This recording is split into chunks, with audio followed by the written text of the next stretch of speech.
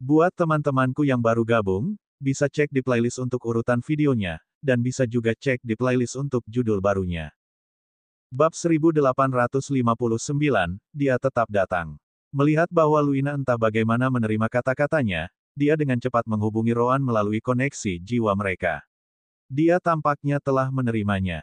Roan, yang tidak hadir dalam pertemuan itu, mengangguk sebagai jawaban. Bagus. Jika saya ada di sana, dia pasti akan mengamuk. Saya tidak punya waktu untuk itu. Tidakkah kamu pikir kamu terkadang terlalu dingin? Itu sesuatu yang seharusnya kamu lakukan, bukan aku, keluh Rean. Roan tidak keberatan, menjawab, bukankah kamu baru saja mengatakannya sendiri? Saya lebih fokus pada hasil daripada kata-kata.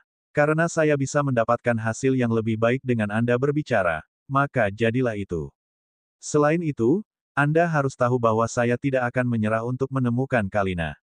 Baik, Rean hanya bisa setuju. Jika saya tidak mengenal Anda, saya akan mengatakan bahwa Anda takut. Sangat menyedihkan bahwa Anda bahkan tidak berpikir bahwa merasakan apapun dari situasi semacam ini layak untuk dilakukan. Rean kemudian menyelesaikan percakapannya dengan Roan sebelum mengembalikan perhatiannya ke Luina dan yang lainnya, memberitahu mereka, jadi, bagaimana menurutmu?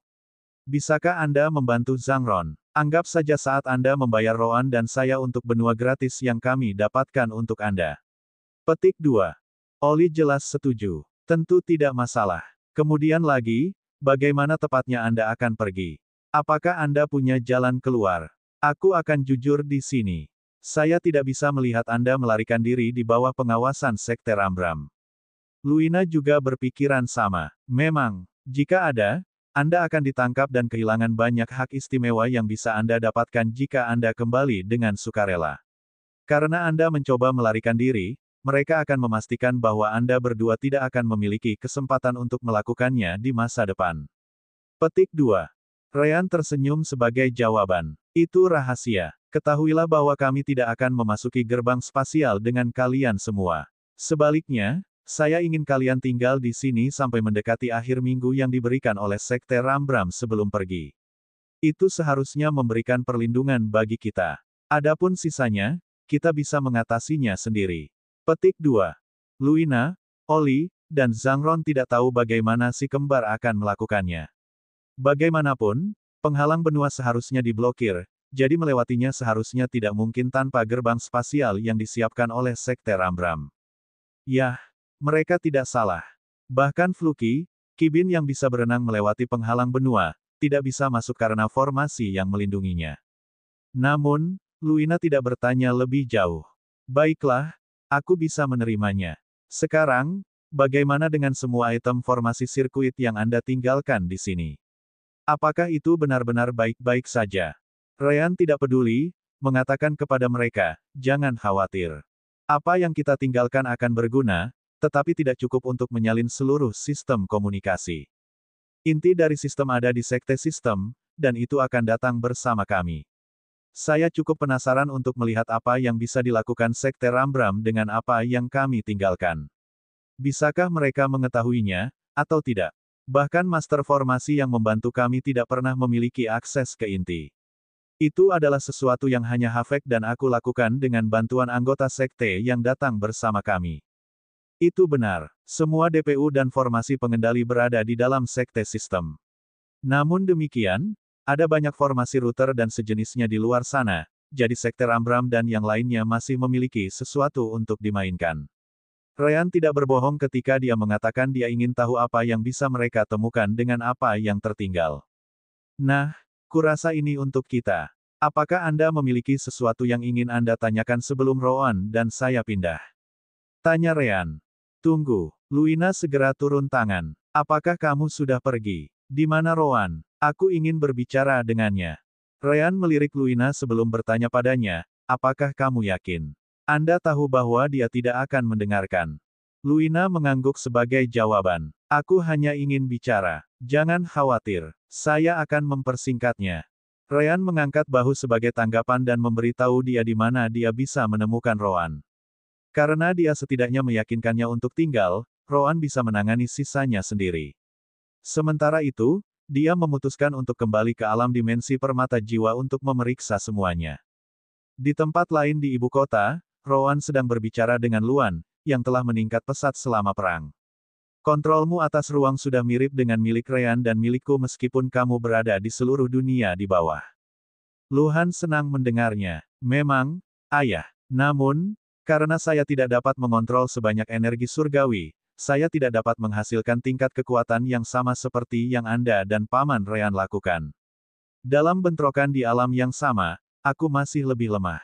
Rowan tidak keberatan, menjawab, tidak apa-apa. Anda tahu apa yang Ryan dan saya miliki di pihak kita. Saya akan sangat terkesan jika Anda bahkan bisa menandingi kami di level yang sama. Untuk saat ini, itu harus menjadi tujuan kita. Aku akan memberitahu Ryan untuk menempa pedang untukmu menggunakan metode yang sama seperti senjata kita. Itu masih akan berada di level tinggi emas, tapi dia pasti akan menggunakan material level divine untuk itu. Luan menjadi lebih bahagia setelah mendengar itu. Itu karena dia tahu itu akan mencakup World Essence, yang membuat senjata si kembar tak tertandingi. Kemudian lagi, mereka sudah tak tertandingi bahkan tanpa itu karena pengetahuan Ryan sebagai ahli metalurgi. The World Essence hanya membuat mereka semakin menakutkan, membuat mereka mampu melompat 2 hingga 3 tahap dalam kualitas. Tentu saja, dia tidak akan berbicara tentang esensi dunia di luar alam dimensi. Terima kasih, ayah. Seseorang tidak boleh lupa bahwa Luan sudah berada di alam transformasi elemental, saat ini berada di tahap tengah. Yah, dia bisa pergi lebih tinggi lagi. Namun, Rowan ingin dia membiasakan diri dengan kekuatannya terlebih dahulu. Dengan itu, Luan harus menghabiskan banyak waktu di tahap awal dan tengah. Bagaimanapun, itu semua untuk kebaikannya sendiri. Ngomong-ngomong, ayah, Luan segera mengingat sesuatu sebelum menggunakan Divine Sense. Apakah kita menuju ke wilayah binatang iblis terlebih dahulu, atau kita langsung menuju ke iblis? Rowan segera menjawab, kami sedang menuju ke wilayah binatang iblis. Lagi pula, kami tidak terburu-buru. Kami akan memiliki terobosan kami di sana dan kemudian berpikir tentang setan setelah itu. Tiba-tiba, Rowan menerima pesan dari Ryan, membuatnya menyipitkan matanya saat dia bergumam, jadi dia tetap mengejarku. Bab 1861, di sisi lain. Ryan melihat penghalang benua dari benua bebas saat dia berbicara dengan Sister Orb. Pasti ada formasi yang melindungi penghalang benua, kan? Suster Orb dikonfirmasi. Tepat, itu jauh lebih kuat daripada yang melindungi benua Jiot. Ryan tersenyum menanggapi saat dia menggunakan hubungannya dengan alam dimensi permata jiwa untuk membawa Luan keluar. Jelas, Kibin masih tinggal di dalam dahi Luan. Pada saat yang sama, skill light bending menutupi area di mana Luan muncul, membuat formasi pemantau tidak mungkin mendeteksi mereka. Baiklah, Fluky, keluarlah, kata Luan dengan suara rendah. Sesaat kemudian, dahi Luan bersinar saat roh burung ikan melompat keluar dari dahi Luan. Jadi ngantuk, tidak bisakah kau meneleponku nanti? Aku sedang tidur siang yang menyenangkan, kau tahu. Anehnya, Fluky, sang Kibin, sekarang berada di alam kultivasi yang sama dengan Luan, di tahap tengah dari alam transformasi elemental. Padahal, bukan karena dia tidak bisa berkultivasi lebih jauh. Sebaliknya, karena dia menggunakan kebajikan Luan untuk budidayanya, dia tidak bisa melampaui levelnya. Itu mirip dengan budidaya Ryan, Rowan, Celis, dan Kentucky. Mereka hanya bisa menerobos dan berkultivasi bersama. Namun, Ryan tampaknya tidak peduli. Ayo, lihat di sana. Ini adalah penghalang benua kesayangan Anda. Sudah waktunya bagi kita untuk menyeberang ke sisi lain dan menuju ke wilayah binatang iblis. Fluky melihat ke penghalang dan segera menggelengkan kepalanya, berkata, apa yang kamu bicarakan? Aku benar-benar bisa merasakan kehadiran sesuatu yang menghalangi penghalang benua dari dalam. Ini seperti kembali ke benua Jiot. Anda tahu saya tidak bisa berenang di penghalang benua jika hal seperti itu ada. Petik 2. Ryan mengangguk. Tentu saja, kami tahu itu. Hanya sebentar. Sister Orb, apakah Anda sudah mendapatkan kendali? Kami hanya memiliki beberapa jam sebelum gerbang spasial Sekte Rambram ditutup. Sekte Rambram pasti akan mengetahui bahwa kita tidak benar-benar kembali ke Butiva. Ryan bergegas Sister Orb. Jangan khawatir, jangan khawatir. Mengapa Anda menempatkan saya bertanggung jawab atas itu? Sekarang kekuatan pemrosesan sistem telah meningkat 3 kali lipat, itu sederhana. Lagi pula, kami menghabiskan beberapa tahun untuk menaklukkan wilayah lainnya, kan? Karena wilayah Walfure juga merupakan wilayah yang berbatasan dengan penghalang benua, mudah untuk mengacaukannya. Begitu Sister Orb selesai mengucapkan kata-katanya, wujudnya yang seperti bola bersinar dengan kekuatan spasial sesaat, terhubung keluar. Kekuatan tata ruang itu kemudian melesat ke arah penghalang benua, menghilang ke dalam. Pada awalnya, tidak ada yang melihat sesuatu yang berbeda dengan penghalang benua yang sangat besar. Namun, Fluky segera merasakan perbedaan yang diciptakan oleh tindakan Sister Orb. Oh, sekarang ada terowongan terbuka di benda yang menghalangi bagian dalam penghalang benua. Apakah itu kalian? Ryan dan Luan mengangguk. Tapi tentu saja. Nah, apakah Anda pikir Anda bisa membawa kami melewatinya? Petik 2. Tentu. Fluky mengangguk dan dengan cepat memasukkan Ryan dan Luan ke dalam mulutnya. Tepat setelah itu, dia bertanya kepada mereka, kalian yakin benda itu tidak akan menutup saat kita lewat, kan? Ada kekuatan yang cukup berbahaya dalam formasi yang menghalangi bagian dalam penghalang benua. Jangan khawatir, Sister Orb meyakinkan mereka dari dalam alam dimensi. Apalagi membiarkan terowongan itu tertutup. Sekte Rambram bahkan tidak akan menyadari bahwa terowongan telah dibuat sama sekali. Setelah kita selesai, aku akan menutupnya, dan kemudian kita pergi seperti hantu. Hanya itu yang harus didengar Fluky sebelum dia melompat ke dalam penghalang benua. Mengikuti indranya, dia bergerak melalui kekuatan kacau penghalang benua seolah-olah dia sedang mandi. Jika ada, dia merasa cukup senang berada di dalam penghalang benua lagi. Bagaimanapun, itu adalah tempat dia dilahirkan dan tinggal sampai beberapa waktu yang lalu. Tentu saja, Fluky tidak menemukan makhluk hidup penghalang kontinental lain seperti dirinya sejak Sekte Rambram memblokirnya. Penghalang benua di pusat Realm of Gods beberapa kali lebih tebal daripada yang lebih jauh. Fluky membutuhkan waktu hampir 2 jam penuh untuk melewati terowongan yang dibuat oleh Sister Orb. Meskipun demikian, itu masih merupakan penghalang benua yang sama dengan yang lain, jadi dia tidak memiliki masalah untuk melakukan itu. Tak perlu dikatakan bahwa dengan kekuatan penghalang benua, memantaunya di dalam bukanlah sesuatu yang mudah dilakukan. Lingkup energi yang mengawasi semuanya tidak ada di dalam. Karena itu, mereka melewatinya tanpa ada yang memperhatikan juga. Asteris guyuran. Asteris. Tiba-tiba, sebuah lubang di penghalang benua dibuat seolah-olah ada sesuatu yang ditembakkan dari dalam. Namun, lubang itu menghilang secepat kemunculannya karena semua elemen dan energi surgawi di sana. Tentu, yang bertanggung jawab untuk itu adalah Fluky, yang keluar dari penghalang benua. Baiklah, kita berada di sisi lain. Saya akan kembali tidur, jadi jangan ganggu saya sampai Anda harus melewati penghalang berikutnya. Segera setelah itu, Fluky mengeluarkan Ryan dan Luan dari mulutnya dan dengan cepat memasuki dahi Luan. Paman Ryan, di mana kita sekarang? Luan tidak bisa tidak bertanya. Ryan tidak keberatan menjelaskan, memberitahu Luan, ini adalah benua Sahara. Ini juga merupakan benua yang dikendalikan oleh Sekte Rambram. Kita harus melewati 12 benua lagi sebelum kita mencapai penghalang benua wilayah roh. Wilayah roh. Bukankah kita akan pergi ke tempat binatang iblis? Luan bingung sejenak. Kita, Ryan dengan cepat mengangguk sebagai jawaban. Namun, wilayah ras humanoid terletak di sisi tenggara pusat alam dewa. Binatang iblis berada di barat laut, sebaliknya. Jika kita membuat garis lurus di sana, kita harus melewati benua pusat alam dewa. Tidak diragukan lagi Sekte Rambram dan sekutunya akan mulai mencari kita, jadi sebaiknya kita tidak terlalu dekat di sana. Aku mengerti, Luan mengerti pikiran Ryan. Melewati wilayah roh akan lebih aman, terutama setelah apa yang kamu tunjukkan dengan formasi sirkuit, kan? Benar, Ryan mengangguk. Saya tidak begitu yakin berapa lama waktu yang dibutuhkan untuk sampai ke sana.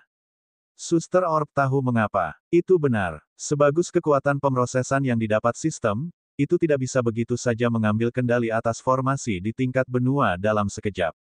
Asal tahu saja, aku masih butuh beberapa tahun ekstra untuk menaklukkannya. Bab 1862, Masalah Hambatan yang Mungkin. Ya, itu masalahnya. Sister Orb memiliki waktu bertahun-tahun untuk mengerjakan formasi. Itu sebabnya dia bisa mengendalikan mereka. Sebelum sistem mendapat peningkatan kekuatan pemrosesannya, Sister Orb membutuhkan waktu lebih dari 1 dekade untuk mengendalikan formasi penindasan budidaya. Setelah kekuatan pemrosesan sistem meningkat 3 kali lipat, hanya butuh 4 tahun untuk mengambil kendali atas formasi perlindungan penghalang kontinental untuk membuka terowongan. Namun, jika setiap benua di pusat alam dewa dilindungi oleh formasi serupa, Sister Orb akan membutuhkan waktu bertahun-tahun untuk membuka terowongan untuk masing-masing benua. Berkat kekayaan yang baru ditemukan si kembar, mereka benar-benar dapat menggunakan formasi teleportasi guild formasi untuk melintasi benua dengan cepat. Beberapa minggu akan cukup selama formasi tersedia untuk digunakan, dan itu hampir tidak akan mempengaruhi keuangan mereka. Namun, formasi penghalang kontinental adalah cerita lain. Tidak ada gunanya memikirkannya sekarang, Ryan tidak bisa hanya berhenti di situ. Sisi ini jelas memiliki formasi perlindungan karena itu adalah benua tempat kami berasal. Namun, tidak ada jaminan bahwa penghalang benua lainnya akan memiliki formasi yang melindunginya. Ayo pergi ke sisi barat laut benua Sahara dulu. Luan mengangguk sebelum Ryan mengirimnya kembali ke alam dimensi permata jiwa. Setelah itu, Ryan membawa Kentaki keluar, mengatakan kepadanya, "Baiklah, Kentaki. Anda adalah penerbang tercepat di antara kami, jadi saya mengandalkan Anda." Kentaki membusungkan dadanya dengan bangga, berkata, "Jelas. Sekarang, lompat ke punggungku dan ayo pergi. Aku akan meninggalkan Divine Sense and Light Bending Skill untuk kamu kendalikan." Sebagai tanggapan, Ryan dengan cepat melompat ke punggung Kentaki saat keterampilan menekuk Light and Divine Sense menutupi keduanya. Setelah itu, Kentaki melesat ke langit dan menghilang di kejauhan. Kemudian lagi, dia tidak berencana untuk terbang jauh ke sisi lain. Sebaliknya, dia hanya ingin menemukan kota manapun di sekitarnya. Dengan kecepatan Kentaki, tidak butuh waktu lama sebelum mereka menemukan hutan binatang iblis. Di sana, Ryan dan Kentaki mencari binatang iblis di alam transisi atau di atasnya. Lagi pula, hanya di alam transisi, binatang iblis akan mendapatkan perasaan di alam dewa. Bagaimanapun juga, seekor binatang iblis yang hidup di tempat ini pasti mengetahui wilayah tersebut. Sayangnya, tidak ada binatang iblis di hutan itu di alam transisi. Namun, Ryan dan Kentaki tidak terkejut. Alam transisi masih merupakan alam tinggi ketika seseorang mengecualikan kekuatan teratas. Binatang iblis ini kebetulan tidak cukup kuat. Kultivasi tertinggi yang mereka temukan hanya tahap 7, menunjukkan bahwa tempat itu cukup terpencil. Untungnya, Ryan dan Kentaki tidak perlu mencari terlalu lama. Beberapa jam kemudian, mereka akhirnya bertemu dengan seorang pembudidaya ras humanoid yang melawan beberapa binatang iblis. Atau, untuk lebih spesifik, beberapa pembudidaya. Ryan tidak ingin menarik perhatian yang tidak perlu, jadi dia menyuruh Kentaki bersembunyi saat dia pergi untuk berbicara dengan para pembudidaya. Ryan tidak ingin meninggalkan petunjuk, jadi dia tidak menggunakan kultivasinya untuk menarik perhatian para pembudidaya. Sebagai gantinya, dia muncul di medan perang berpura-pura menjadi seseorang dengan level yang sama dengan yang bertarung. Karena Ryan menggunakan penampilan yang berbeda, dia sama sekali tidak terlihat seperti Ryan yang asli. Jelas, Ryan juga tidak menggunakan elemen cahaya. Elemen apinya tidak sebagus cahaya, tetapi tidak sejauh itu karena dia adalah lambang energi yang. "Saudaraku, biarkan aku membantumu." Namun, pemimpin kelompok itu langsung menolak. "Menjauh. Bahan dari binatang iblis ini dan inti iblis mereka adalah milik kita."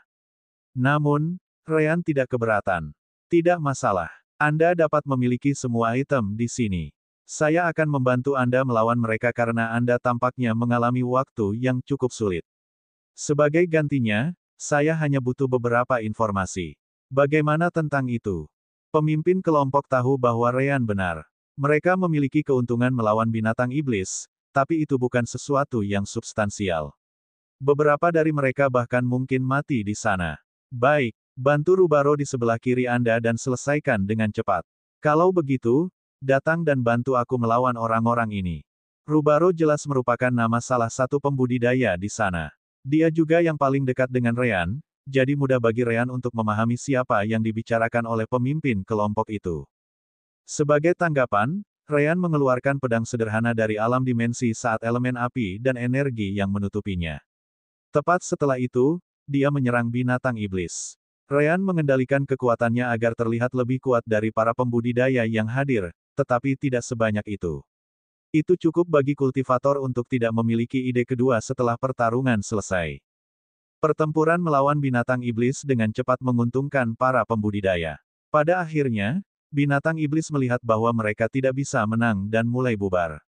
Tentu saja, para pembudidaya memblokir jalan beberapa dari mereka saat mereka datang ke sini untuk inti dan materi iblis mereka. Tidak lama kemudian, tidak ada lagi binatang iblis yang hidup di sekitar mereka. Namun, para pembudidaya memandang Ryan dengan curiga. Bagaimanapun, dia mungkin memutuskan untuk melakukan sesuatu pada mereka. Ryan merasa ingin tertawa setelah melihat itu. Inti binatang iblis itu dan materialnya sama sekali tidak berharga di matanya. Besar, sekarang lanjutkan dan ambil sendiri materi dan inti iblisnya. Saya hanya ingin tahu di mana saya dapat menemukan kota dengan persekutuan formasi di sini. Petik 2. Sebuah kota. Pemimpin itu terkejut mendengar pertanyaan seperti itu. Apakah kamu bukan dari kota Hima kami? Aku, jawab Ryan cepat. Namun, apa yang sedang kamu bicarakan di kota Hima ini? Saya tidak ingat kota manapun di sekitar sini dengan nama seperti itu. Pada akhirnya, Ryan memperhatikan bahwa pemimpin itu hanya mengujinya, jadi dia membalas. Mendengar jawaban Ryan, si pembudidaya tampak menghela napas lega. Maaf, itu hanya lelucon. Anda dapat membawa ini sebagai pembayaran untuk membantu kami dengan binatang iblis. Setelah itu, pemimpin melemparkan slip giok ke Ryan dengan peta di dalamnya. Ryan jelas senang menerima itu. Besar, bukankah kamu akan membutuhkannya? Aku punya beberapa lagi, jadi pergi saja, jawab pemimpin itu. Ryan mengangguk sebagai jawaban karena dia tidak membutuhkan yang kedua. Dia dengan cepat menuju ke arah kota terdekat yang ditunjukkan pada peta dan menghilang ke dalam hutan sekali lagi, sangat melegakan bagi pembudidaya. Tentu saja, Ryan bertemu dengan Kentucky, dan keduanya terbang menjauh. Bab 1863, kirim semua orang. Baiklah, Kentucky. Kota terdekat adalah Tumaska, jadi ayo kita ke sana, kata Ryan. Pria itu tidak menyebutkan apapun tentang guild formasi, jadi kurasa seharusnya ada di sana. Kentucky mengangguk sebagai jawaban. Di atasnya. Dengan kecepatan Kentucky, mereka hanya membutuhkan waktu sekitar 40 menit untuk sampai di Tumaska. Secara alami, Ryan mengirim Kentucky kembali ke alam dimensi dan memasuki kota sendirian. Adapun guild formasi, cukup mudah ditemukan karena berada di pusat kota. Sejauh ini, semuanya berjalan sesuai rencana. Ryan mengambil teleportasi sederhana ke kota berikutnya dan kemudian mengulangi urutan tindakan itu untuk melintasi benua Sahara. Sementara itu, kembali ke Free Continent, atau lebih spesifiknya, benua yang terletak di sisi timur. Di sana, para peserta Sekte Jamai, serta para peserta dari kekuatan lain, berkumpul sekali lagi. Mereka ada di sana untuk mendengarkan pengumuman Sekte Rambram tentang pemenang kompetisi. Namun, Sekte Jamai berada dalam dilema. Itu karena gerbang spasial semuanya tertutup, tetapi si kembar yang membawa mereka kemenangan itu tidak ditemukan dimanapun. Ross Bravit, Master Sekte Jamai, segera berbicara dengan Luina setelah itu. Seperti yang diminta Ryan dan Rowan, kelompok Luina hanya memasuki gerbang spasial pada saat-saat terakhir, jadi dia tidak bisa melakukannya lebih awal. Luina, di mana Ryan dan Rowan? Sekte Rambram akan meminta mereka. Gerbang spasial sudah ditutup, jadi Sekte Rambram akan menjadi sangat marah jika mereka perlu mengirim orang untuk membawa mereka kembali ke sini. Luina menggelengkan kepalanya, mengatakan kepadanya, saya tidak tahu, Master Sekte. Si kembar telah memasuki alam dimensi saku mereka dan tidak pernah pergi sejak itu. Mereka bahkan membawa seluruh sekte sistem mereka. Pada akhirnya, kami tidak bisa menunggu lagi dan harus memasuki gerbang spasial sebelum menghilang. Ross menyipitkan matanya setelah mendengar itu. Mereka tidak keluar. Apa yang mereka lakukan di sana? Kuharap aku tahu, jawab Luina. Tentu saja, jika Sekte Jamai menyadari hilangnya si kembar, begitu pula Sekte Rambram. Mereka belum keluar dari alam dimensi. Volesve bertanya dengan ekspresi kesal. Penatua di sisinya menggelengkan kepalanya, menjawab, semua gerbang spasial baru saja ditutup, jadi ya, mereka belum memasuki gerbang mereka. Namun, Kami memiliki ahli kami untuk mengawasi pintu masuk alam dimensi Saku mereka. Jika perlu, kita bisa mencoba memaksa mereka keluar. Hanya saja kami lebih suka tidak menyerang alam dimensi Saku mereka karena bisa menghancurkan dan membunuh si kembar dan yang lainnya di dalamnya. Saat itulah talisman transmisi pikiran diaktifkan di cincin spasial sesepuh itu. Dia dengan cepat mengeluarkannya dan meletakkannya di dahinya untuk menerima pesan. Begitu kata-kata itu memasuki pikirannya, matanya hanya bisa melebar karena terkejut. Apa? Volesve tahu bahwa itu jelas bukan kabar baik. Apa itu? Itu si kembar, bukan? Penatua dengan cepat mengangguk, berkata, saya baru saja menerima pesan yang mengatakan bahwa pintu masuk alam dimensi Saku benar-benar menghilang dari persepsi semua orang. Itu tidak mungkin. Volesve tidak ingin mempercayai itu. Jika itu benar, maka itu berarti si kembar melemparkan diri mereka ke dalam badai spasial. Tidak, akan lebih baik untuk mengatakan bahwa alam dimensi mereka pecah, dan semua orang di dalamnya jatuh ke dalamnya. Tak satu pun dari mereka yang tahu tentang alam dimensi bersama si kembar. Secara alami, mereka tidak tahu bahwa satu kembaran bisa keluar dari alam dimensi selama yang lain berada di luar. Juga, ada batas untuk keluar dari alam dimensi. Begitu si kembar melewati penghalang benua, bahkan sistem permata jiwa tidak dapat menjaga hubungan antara Roan dan pintu masuk yang dia tinggalkan di wilayah Walfure. Itu sebabnya menghilang, membuat Roan tidak mungkin keluar di tempat lain selain sisi Rean sekarang. Tentu saja, dia juga bisa menggunakan formasi teleportasi sirkuit. Hanya saja dia tidak membutuhkannya. Penatua dengan cepat menggelengkan kepalanya setelah mendengar kata-kata Volesve. Itu bukan alam dimensi Saku yang hancur. Tentu, pintu masuk alam dimensi akan menghilang jika alam dimensi itu sendiri dihancurkan. Namun, itu akan diikuti oleh distorsi ruang waktu di sekitar area tempat si kembar meninggalkan pintu masuk. Sekecil mungkin, itu masih akan mempengaruhi ruang di sana. Namun, laporan mengatakan bahwa sama sekali tidak ada yang terasa. Pintu masuknya benar-benar menghilang begitu saja tanpa efek samping. Kamu tidak memberitahuku bahwa mereka meninggalkan wilayah Walfure tanpa kita sadari, kan?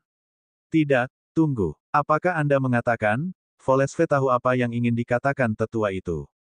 Saya percaya begitu, jawab si penatua. Satu-satunya jawaban yang mungkin adalah bahwa mereka benar-benar melemparkan diri mereka ke dalam badai spasial. Seperti yang disebutkan sebelumnya, jatuh ke dalam struktur luar angkasa kemungkinan besar akan membuat seseorang terbunuh.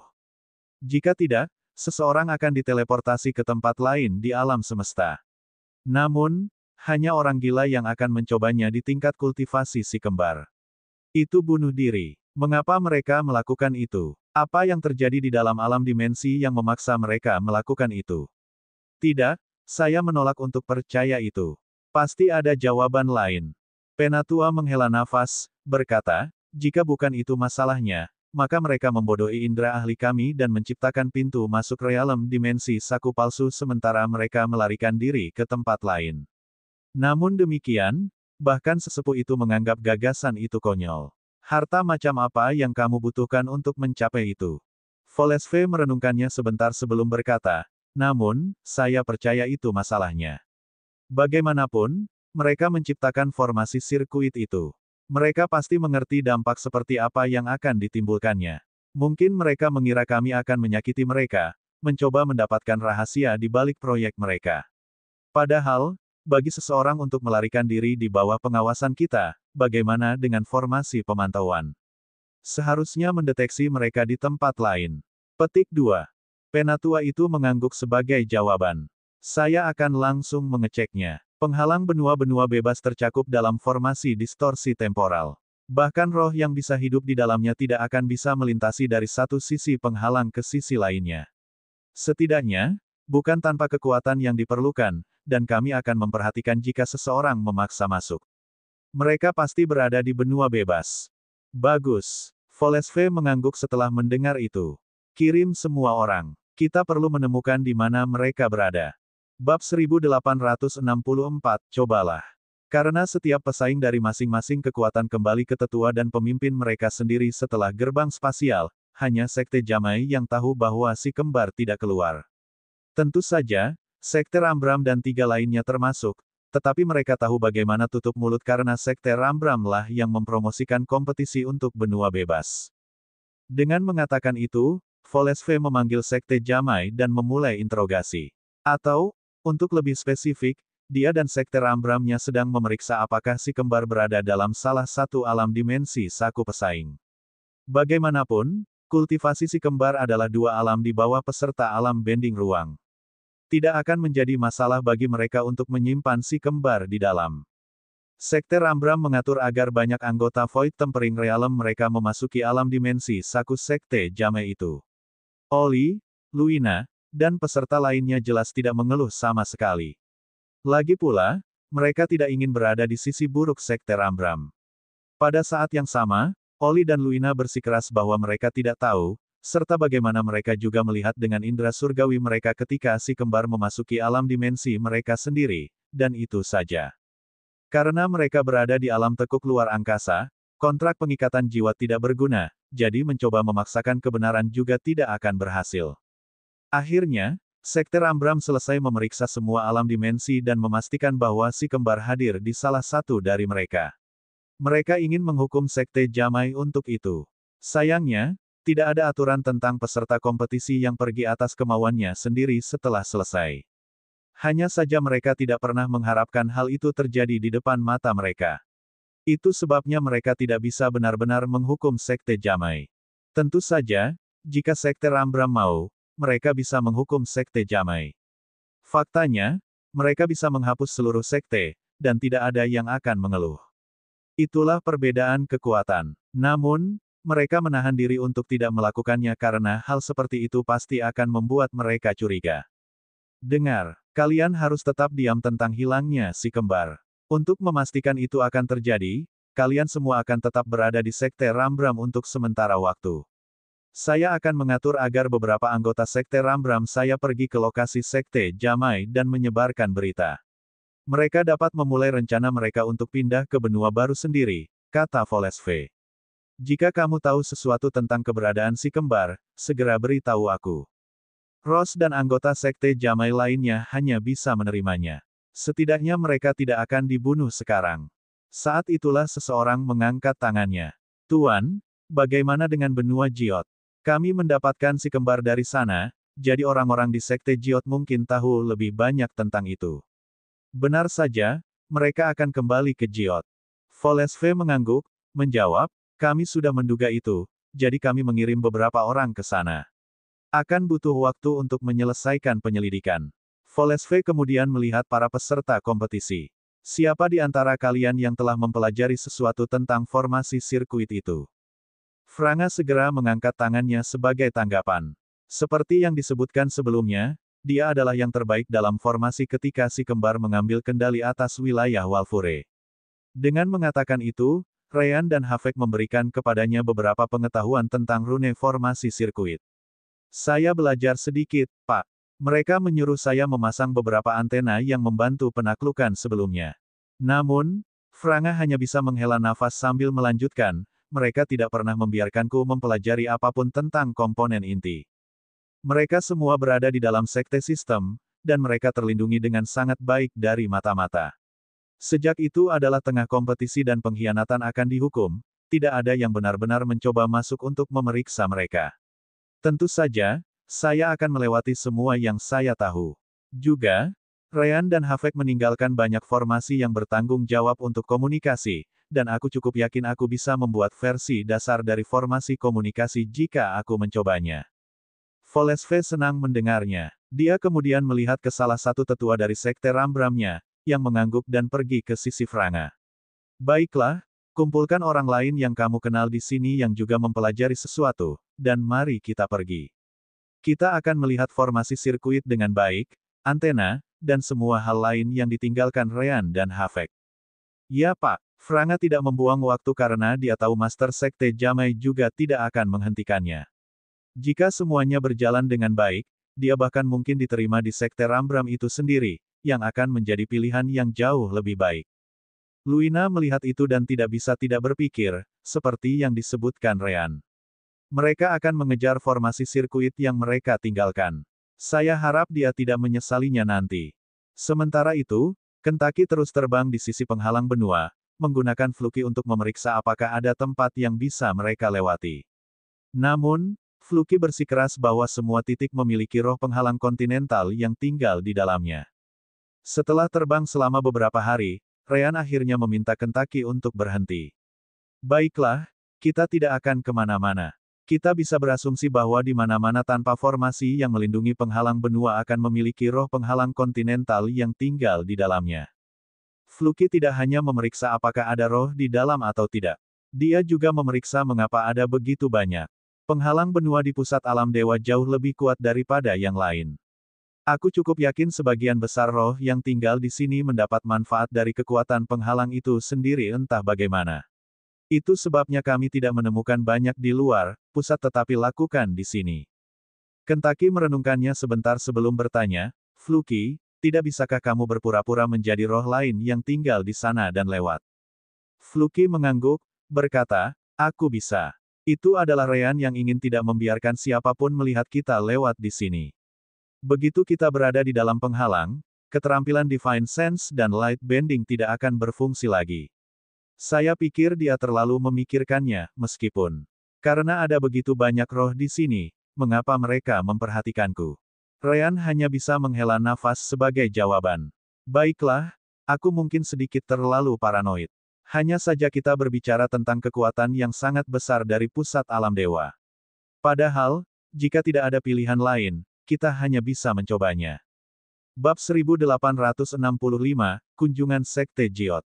Kembali ke masa lalu, ketika Sekte Rambram baru saja mulai mencari si kembar di benua bebas, Sekte Jiot di benua Jiot menerima kunjungan. Nah, untuk lebih spesifiknya, kunjungan itu sudah ada, tapi belum muncul sampai saat itu. Gean Gileria, serta semua tetua tingkat tinggi dari Sekte Jiot, tiba-tiba merasakan Divine Sense yang kuat melewati mereka. Hanya mereka yang dilindungi oleh formasi yang tidak memperhatikan hal itu. Bagaimanapun, satu hal yang pasti. Siapapun pemilik Divine Sense itu beberapa kali lebih kuat dari siapapun di Sekte Jiot. Biasanya, tidak mungkin merasakan Divine Sense dari seseorang yang jauh lebih kuat. Namun, pemilik Divine Sense mengizinkan mereka semua untuk merasakan Divine Sense-nya dengan sengaja. Gean, sebagai Master Sekte, segera keluar dari Sekte untuk melihat siapa itu. Saat itulah dia melihat seorang wanita tua di luar formasi perlindungan Sekte Jiot. Hanya saja wanita itu tidak menyerangnya. Sebaliknya, dia dengan tenang menunggu seseorang muncul. Namun, mereka segera menyadari satu hal. Wanita itu jelas bukan bagian dari ras humanoid. Tubuhnya ditutupi bulu biru usang, menunjukkan bahwa dia sudah sangat tua. Bagaimanapun, tidak ada seorang pun di sana yang berani meremehkannya. Tidak ada orang di Sekte Jiot yang bisa melakukan apa saja pada binatang iblis itu. Ya, aura iblis yang keluar dari tubuhnya benar-benar menunjukkan bahwa dia adalah bagian dari ras mengalahkan iblis. Gean kemudian mengambil napas dalam-dalam sebelum mendekat, bertanya, halo, temanku. Bagaimana Sekte Jiot kami dapat membantumu? Gean punya banyak pertanyaan, tapi dia tidak berani bertanya apa-apa. Wanita itu mengangguk sebagai tanggapan, puas, sebelum berkata, saya datang ke sini untuk meminta beberapa informasi tentang sepasang kembar tertentu. Mereka tampaknya telah menghilang, dan kita perlu menemukan keberadaan mereka. Saya mendengar bahwa mereka dipilih sebagai bagian dari Sekte Jamai selama pemilihan Sekte Jamai terakhir. Katakanlah, apakah Anda tahu sesuatu yang dapat membantu saya menemukan mereka sekarang? Gean tercengang sejenak dan langsung menatap Philip, pemimpin klan Yumi Klan. Philip, bukankah mereka tamu Anda? Mengapa Anda tidak membantu wanita ini dengan masalahnya? Jika ada orang di sini yang tahu tentang si kembar itu pasti Anda. Philip tidak bisa tidak menjadi sedikit gugup. Dalam benaknya, dia mengutuk Ryan dan Roan karena membuat monster seperti itu muncul di depannya. Ahem, ya, mereka adalah tamuku beberapa dekade yang lalu. Namun, aku tidak tahu bagaimana aku bisa membantumu. Yang bisa kulakukan hanyalah memberitahumu dari benua mana mereka berasal. Tapi selain itu, aku tidak tahu banyak. Wanita itu mengangguk sebagai jawaban. Dia tidak menyangka akan menemukan sesuatu secepat itu. Baiklah, katakan padaku benua asal mereka. Tanpa pilihan lain, Philip segera memberitahu wanita itu bahwa si kembar berasal dari benua Huring. Atau, lebih spesifiknya, Tanah Suci Huring. Dia juga menceritakan semua yang dia ketahui tentang si kembar, meskipun tidak ada yang dia tahu akan lebih membantunya dengan pencariannya. Mereka melakukan perjalanan jauh dari benua Huring ke Sekte Jiotmu sendiri. Itu cukup mengesankan mengingat jenis tempat di sisi alam dewa ini. Yah, berasal dari orang-orang yang menciptakan formasi aneh itu, kurasa aku jangan kaget, kata wanita itu. Philip dengan cepat mengangguk setuju. Mereka sangat mengesankan sejak awal. Itu sebabnya mereka dipilih oleh murid Sekte Jamais sebagai bawahannya. Apakah ada hal lain yang bisa kami lakukan untuk Anda? Wanita itu merenung dalam diam sebentar sebelum akhirnya menggelengkan kepalanya. Tidak, ini sudah cukup. Aku akan tahu jika kamu berbohong atau menyembunyikan sesuatu, jadi ada baiknya kamu jujur dengan kata-katamu. Kalau tidak, aku harus memusnahkan sekte ini untuk memberi contoh. Dia benar. Philip benar-benar tidak menyembunyikan apapun. Dia hanya tidak ingin mempertaruhkan nyawanya untuk itu. Dia bahkan lebih bahagia setelah mendengar dia tidak akan melakukan apa-apa, memuji dirinya sendiri secara mental bahwa dia mengatakan segalanya. Tidak seorang pun di sana meragukan wanita itu memiliki kekuatan untuk menghancurkan sekte Jiot. Terima kasih. Kami akan ada di sini kalau Anda membutuhkan sesuatu yang lain. Wanita itu kemudian berbalik sebelum ruang pecah. Di dalam, orang bisa melihat badai spasial yang tersembunyi di balik struktur ruang. Namun, wanita itu tampak tidak terpengaruh oleh pemandangan itu dan masuk begitu saja, dengan cepat menghilang. Pemandangan itu hanya menambah ketakutan pada orang-orang dari Sekte Jiot. Itu adalah satu hal untuk bergerak menggunakan kekuatan spasial. Semua orang di sana bisa melakukannya. Namun, menghancurkan ruang dengan mudah dan memasuki badai spasial pada dasarnya akan menjadi bunuh diri bagi mereka. Mereka tahu itu pasti cara terbaik untuk bergerak melalui ruang angkasa, tetapi tidak ada seorang pun di sana yang mendekati kultivasi yang diperlukan untuk itu. Gean kemudian melihat ke semua orang dan segera memberikan perintah. Tidak ada yang melihat apa-apa, mengerti. Kecuali itu sangat penting, lebih baik kita tutup mulut tentang apa yang terjadi di sini. Philip dan yang lainnya segera setuju dengan Gean. Itu diberikan. Sayangnya bagi mereka, seminggu kemudian, tetua dari Sekte Rambram, seseorang yang kebetulan tidak lebih lemah dari binatang iblis wanita tua, juga mengetuk pintu mereka. Saya Sufo dari Sekte Rambram, salah satu kekuatan pengendali dari pusat alam dewa. Saya butuh informasi tentang si kembar yang direkrut Sekte Jamais sekitar 2 dekade lalu. Siapa di sini yang bisa membantu saya? Mulut Gean berkedut sebagai tanggapan saat dia menatap Philip sekali lagi. Makna di matanya terlihat jelas. Ini adalah masalah Anda. Selesaikan. Philip merasa ingin menangis. Apa yang dilakukan si kembar itu untuk menarik perhatian begitu banyak monster ini? Sekte Rambram. Itu nama yang tidak akan saya impikan untuk didengar di tempat seperti ini. Tentu saja, Philip tidak melupakan binatang iblis wanita tua dari seminggu yang lalu. Meskipun dia tidak berencana untuk mengatakan apa-apa pada awalnya, dia merasa lebih baik untuk menyebutkannya. Ahem, mungkinkah Tuan bersama dengan binatang iblis yang mengunjungi kita seminggu yang lalu? Mendengar itu, ekspresi Sufo tiba-tiba menjadi gelap. Bab 1866, bahkan lebih sekarang.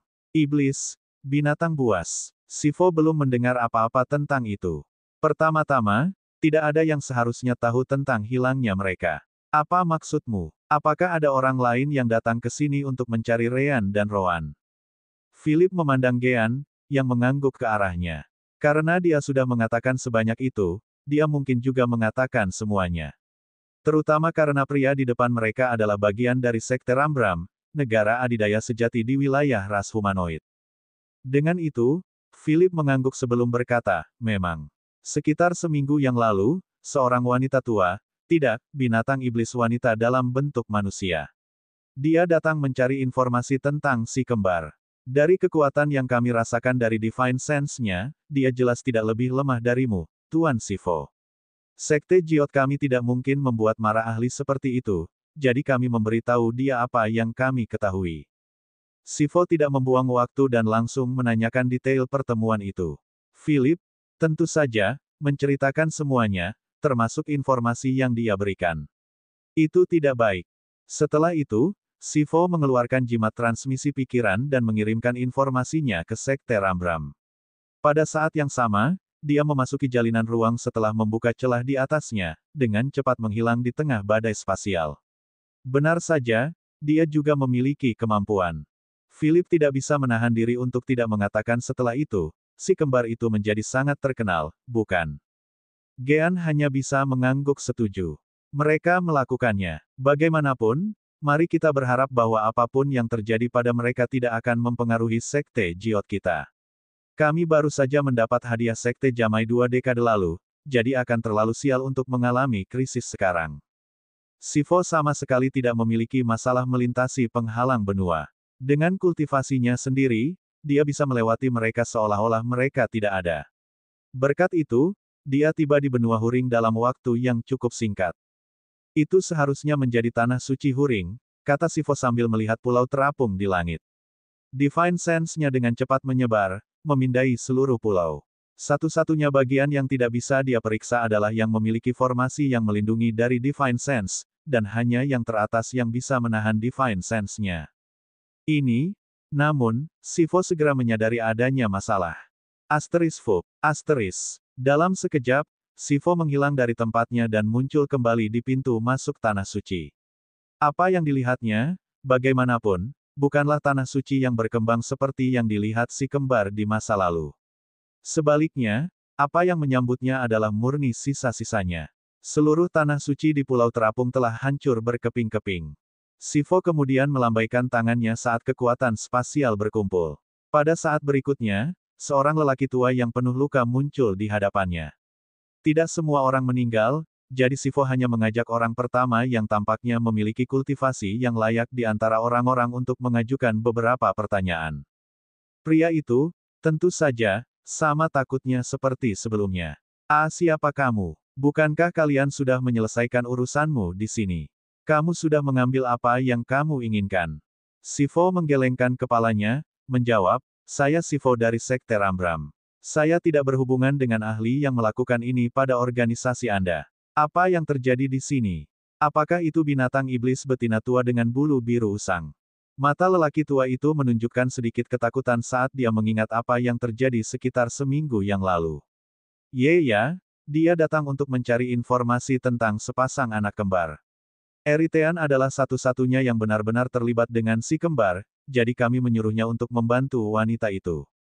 Namun, dia hanya mengatakan bahwa dia tidak tahu apa-apa tentang si kembar selain bahwa mereka membuat kesepakatan dengan tanah suci kita dengan imbalan proses penempaan baru. Orang tua itu menjadi lebih takut ketika dia menceritakan kisah itu. Sayangnya, binatang iblis perempuan tua itu sama sekali tidak mempercayai Eritean.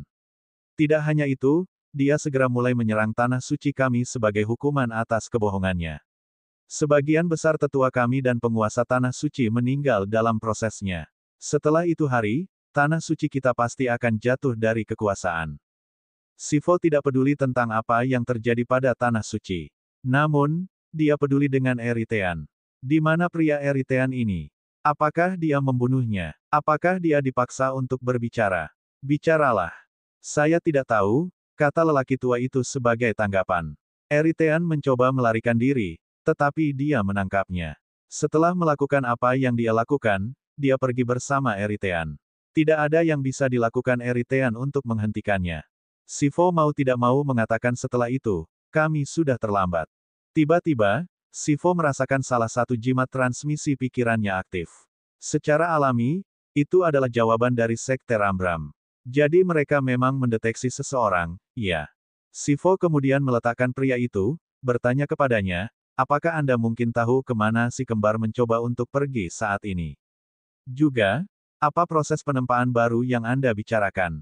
Ceritakan semuanya, dan saya mungkin menggunakan pengaruhnya, dari Sekte Rambram saya untuk menjaga tanah suci Anda yang terluka sebagai kekuatan utama di benua kecil ini. Tentu saja, itu akan tergantung pada apakah informasi yang Anda berikan kepada saya cukup baik atau tidak.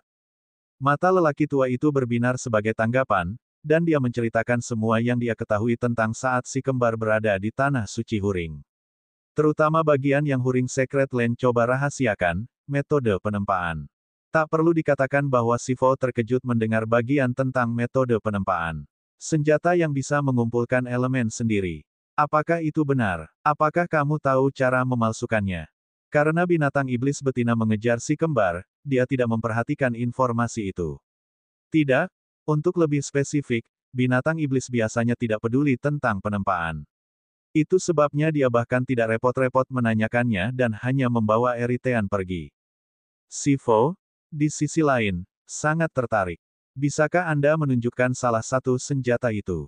Karena lelaki tua itu adalah sesepuh sekte, dia jelas memiliki akses ke salah satu senjata itu karena mereka membuatnya untuknya setelah si kembar pergi. Dia melihat ke cincin spasialnya dan kemudian mengoper tombak ke Sivo, yang segera mengirim energi surgawinya ke dalam. Benar saja, tombak itu mulai mengumpulkan elemen. Untuk lebih spesifik, itu mulai mengumpulkan elemen api. Memikirkan hal seperti itu mungkin, kita perlu menemukan mereka lebih banyak lagi sekarang. Bab 1867, mengatakan kebenaran. Sivo merenungkannya sebentar dan menggunakan jimat transmisi pikiran lain untuk menghubungi Sekte Rambram. Sesaat kemudian, dia menerima jawaban dan bersiap untuk pergi. Namun, dia pertama kali bertanya pada lelaki tua itu sesuatu yang lain. Siapa pemimpin tanah sucimu sekarang? Orang tua itu kemudian melihat ke belakang. Dengan munculnya Sivo, beberapa orang yang selamat datang untuk melihat apa yang terjadi. Hanya saja tidak ada dari mereka yang mengatakan apa-apa. Pria itu di sana. Tetua utama dari Tanah Suci Huring sudah mati, jadi pemimpin baru itu ternyata cukup lemah. Bagaimanapun, dia memiliki salah satu kultivasi tertinggi di sana saat ini. Saya Suan Yitigal. Ada yang bisa saya bantu, Penatua? Sivo mengangguk dan memberinya lencana, berkata, ini adalah lencana Sekte Rambram saya. Anda dapat menggunakannya untuk mempertahankan posisi Anda dan kekuatan tertinggi di benua ini sampai Anda memulihkan kekuatan Anda. Namun, kami hanya akan campur tangan jika terjadi serangan langsung. Apapun yang terjadi secara internal bukanlah masalah kami. Anggap saja itu pembayaran untuk informasi tentang cara memalsukan peralatan pengumpulan elemen. Tentu saja, jika binatang iblis seperti itu muncul lagi, Anda dapat menghubungi kami juga. Di sini, Anda dapat memiliki 3 jimat transmisi pikiran ini. Mereka akan cukup untuk menghubungi Sekte Rambram saya di pusat alam dewa. Suan senang mendengarnya dan dengan cepat berterima kasih kepada Sivo setelah menerima 3 jimat darinya. Sivo hanya mengangguk dan segera membuka celah di angkasa sebelum menghilang ke dalam. Melihat itu hanya memperkuat kata-kata Sivo karena mereka belum pernah melihat orang memasuki jalinan ruang sebelumnya. Mungkin serangan ini adalah keberuntungan yang terselubung. Kita lihat saja nanti. Kembali ke masa sekarang, binatang iblis perempuan yang menangkap Eritean kembali ke wilayah binatang iblis. Dia tampak cukup menghabiskan, meskipun seolah-olah dia harus melalui beberapa kesulitan untuk kembali ke sini. Aku sangat membenci ras humanoid itu. Mereka benar-benar menutup jalanku kembali. Jika bukan karena celah rahasia antara wilayah kita, aku mungkin akan dibawa ke sana. Itu benar. Sekte Rambram memang menemukan petunjuk bahwa seseorang dengan kultivasi tingkat tinggi telah memasuki wilayah mereka. Setelah menerima pesan dari Sivo, mereka menempatkan pasukan pencari yang berfokus pada binatang iblis tingkat tinggi dan akhirnya menemukan binatang iblis betina. Memiliki kultivasi di puncak alam dewa memiliki banyak keuntungan. Namun, itu juga memiliki masalah sendiri. Misalnya, kekuatan telah lama merancang metode untuk menemukan para ahli top ini begitu mereka memasuki wilayah mereka. Kunjungan binatang iblis betina ke Jiot dan Huring kontinen cukup berbahaya, tapi dia harus melakukannya. Itu karena informasi tentang formasi sirkuit si kembar telah lolos sejak lama. Sederhananya, binatang iblis memiliki haknya. Mata-mata di pasukan ras humanoid, dan itu membantu mereka menemukan kebenaran. Pada awalnya, mereka mengalami masalah karena tidak ada cara untuk memasuki benua bebas tanpa sepengetahuan Sekte Rambram. Dengan itu, mereka tidak bisa menangkap si kembar dan Hafek, atau siapapun dari Sekte Sistem. Tapi siapa yang mengira si kembar lolos dari Sekte Rambram sendirian? Itu sebabnya binatang iblis betina dikirim ke Jiot. Mereka bertaruh bahwa si kembar telah meninggalkan benua bebas dan menuju ke tempat lain. Misinya adalah untuk menemukan beberapa petunjuk atau mungkin lokasi yang tepat dari si kembar, bahkan jika itu berbahaya. Mengirim orang lain tidak akan berguna karena hanya pada levelnya seseorang dapat melakukan perjalanan melalui ruang seperti dia. Akan memakan waktu terlalu lama untuk tiba di Jiot dan Huring setelah itu. Sekte Rambram akan tiba jauh lebih awal. Setelah itu, dia mengakses alam dimensinya dan menarik Eritean keluar. Oh, Lanfia, kamu kembali. Tiba-tiba, binatang iblis perempuan tua itu mendengar suara seseorang. Hanya saja dia tidak perlu melihat siapa yang tahu. Apa, mungkinkah kamu kecewa? Gardo segera menggelengkan kepalanya, berkata, tentu saja tidak. Jika ada orang yang bisa memasuki wilayah ras humanoid dan kembali hidup-hidup, itu adalah kamu. Sekarang, lihatlah, inilah kamu. Jadi, bagaimana kabarmu? Apakah Anda mendapatkan informasi tentang si kembar dan orang-orang di dalam alam dimensi mereka? Lanfia menunjuk Eritean, menjawab, saya mendapatkan orang ini. Dia berbohong ketika saya bertanya tentang pengetahuannya tentang si kembar. Gardo segera menghirup udara dingin setelah itu. Astaga, kau gila. Kebohongan tidak berhasil melawannya, tahu. Aku bahkan tidak ingin memikirkan apa yang dia lakukan karena itu. Dia cukup temperamental, tahu. Diam dan ayo kita ke puncak. Placake sudah menunggu kita di sana. Mengabaikan Gardo, dia dengan cepat meraih Eritean dan menghilang dari tempat itu. Gardo hanya mengangkat bahu sebagai tanggapan dan menghilang juga. Tak lama, mereka sudah berada di depan pria bernama Placake. Placake juga dalam bentuk manusia. Namun, orang bisa dengan mudah mengatakan bahwa dia adalah binatang iblis. Sisik biru dan mata sipit. Tetapi di atas semua itu, tekanan luar biasa dari kekuatan iblisnya adalah yang paling menarik perhatian. Placake tersenyum pada Lanfia sebelum bertanya, sepertinya kamu tidak kembali dengan tangan kosong. Bagaimana? Kita lihat saja nanti. Lanfia kemudian menatap Eritean, yang memiliki ekspresi seseorang yang sudah mati. Nah, bagaimana kalau kamu berhenti berbohong padaku? Apa yang kamu ketahui tentang si kembar? Lebih baik kamu menjawabku, atau aku akan menemukan cara untuk kembali ke tanah suci milikmu dan menyingkirkan keluargamu. Li, yah, setidaknya mereka yang selamat. Jangan mencoba bunuh diri. Saya telah sepenuhnya menyegel kultivasi Anda, jadi itu tidak berguna. Tatapan Eritean sedikit bergeser saat dia memikirkan cucunya, yang sama yang pernah berbicara dengan si kembar sebelumnya. Pada akhirnya, dia sudah menyerah menyembunyikan apapun. Itu karena dia tahu Lanfia akan benar-benar melakukan apa yang dia katakan. Fakta dia memusnahkan sebagian besar orang tanah suci membuktikan bahwa dia adalah seorang wanita dari kata-katanya. Maaf, Rowan. Saya harap Anda bisa mengatasinya sendiri.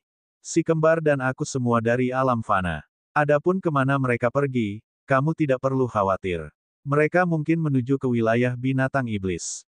Bab 1868, itu saja. Menuju ke wilayah binatang iblis. Itu adalah panggilan yang tepat. Kembali ketika Rean dan Rowan berada di benua Huring, mereka memberitahu Eritean bahwa mereka sedang mencari teman-teman mereka. Mereka mengatakan kepadanya bahwa mereka mungkin berada di dalam wilayah binatang iblis karena gerbang spasial yang mereka masuki saat itu mengarah tepat ke sana.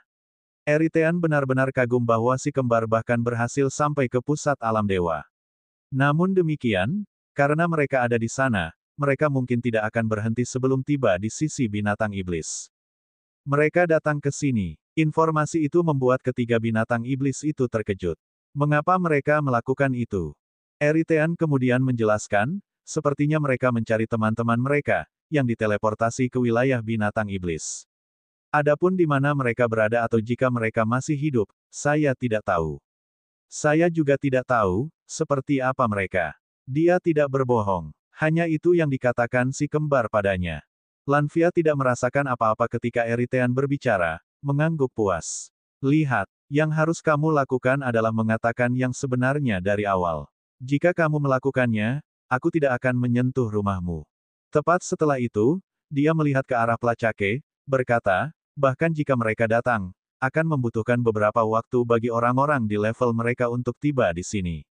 Tapi sekali lagi, kita tidak tahu kemana harus mencari karena mereka mungkin memasuki wilayah kita, pada dasarnya melewati salah satu perbatasan. Placake tahu dari mana Lanfia berasal. Aku mengerti. Aku akan mengirim gambar dan sifat mereka ke semua wilayah binatang iblis yang berbatasan dengan benua roh. Orang harus ingat bahwa binatang humanoid dan iblis terletak di sisi yang berlawanan satu sama lain. Binatang iblis terletak di barat laut, sedangkan humanoid berada di tenggara. Satu-satunya titik di mana benua mereka dapat bertemu satu sama lain adalah melalui benua tengah. Benua tengah bersama-sama dipegang oleh roh, humanoid, dan binatang iblis untuk menjaganya agar tetap bebas dari iblis. Ketiga pihak mungkin tidak begitu menyukai satu sama lain. Namun, mereka setidaknya tahu bahwa iblis, atau iblis, harus dikendalikan. Untuk itu, ketiganya memiliki aliansi yang rumit. Tempat di mana Lanvia dihentikan kebetulan adalah perbatasan dari benua tengah dan benua ras humanoid. Namun, tidak seperti benua lain, benua tengah itu tidak dapat diakses dengan mudah.